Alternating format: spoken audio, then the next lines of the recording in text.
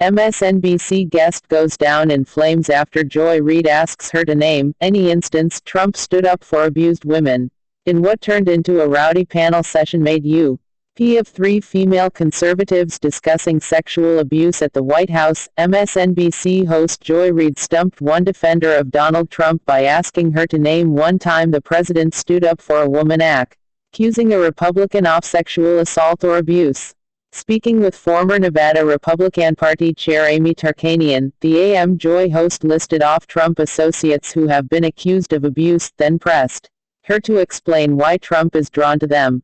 "If it was just Rob Porter, you know, General Kelly knew about this last fall," Reid began. "Seeing that photo, one would think if you're a person of conscience, that photo alone would give you pause about having them stay in place. But you haven't had just Rob Porter. Donald Trump himself multiple times has been accused of sexual misconduct.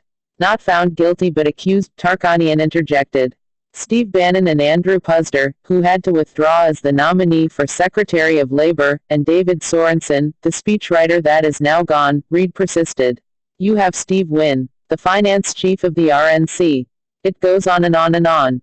I guess my question to you as a woman, as a Republican woman, what does it say to you that your party is cultivating so many of these men and Donald Trump defends them all?" "Well, I don't know if he necessarily defends them all. He says lives are being destroyed," Tarkanian deflected before adding, "Who's he defending?